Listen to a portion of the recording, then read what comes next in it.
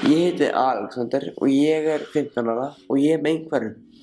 Ég var greindur þegar ég var 3 ára held ég.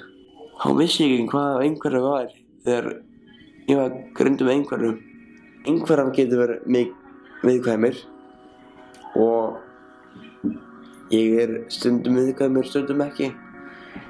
Ég heiti Þórunn Alda Gylfadóttir og ég er kennari í grunnskóla Grindavíkur og ég er kennari hans Alexanders. Einhverfur, það er erfitt með að læra ekki með kennara. Þegar ég byrjaði að kenna Alexander, þá gaf ég mér mikinn tíma til að kynnast honum. Fyrstu áskoranir sem ég lenti í þegar ég þekkti hann ekki var svona hvernig hann brást við áreiti. Í símanum þá er ég að gera vídeó.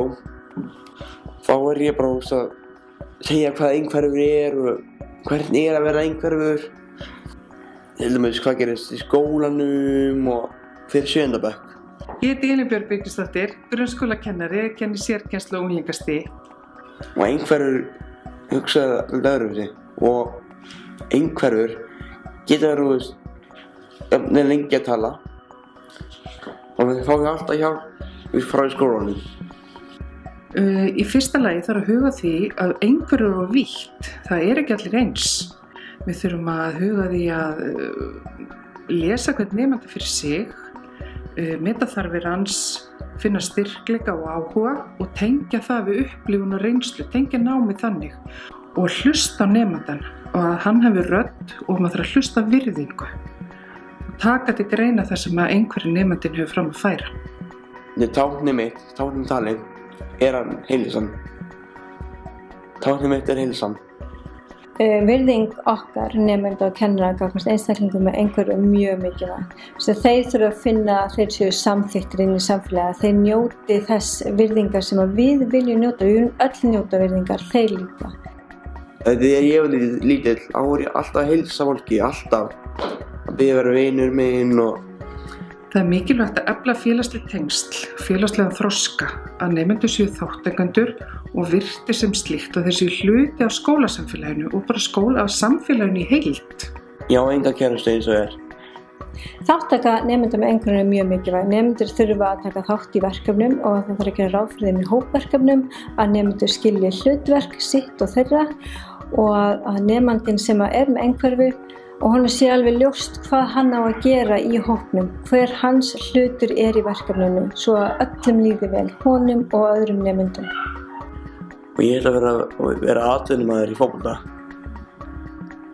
En maður vera atvinnumaður hérna í Grindavík. Alexander er frændi minn. Búinn að vera frændi minn núna í 15 ár. Hann talaði ekkert fyrst, en þá var hann með tákn fyrir hvern einasta meðlim fjölskyldunar. Táknið sem var stöðum fyrir mig var nú svona dálítið lýsandi, það var nú bara skeggið. En svo byrjaði hann að tala, þá allt í einu bara kynntist maður hann alveg upp á nýtt og fann þá fyrir því hvað hann dásamlega mann var. Að misskilja er oft partur af því að vera einhverfur. Þeir taka svo oft hlutunum bókstaflega og misskilja orð.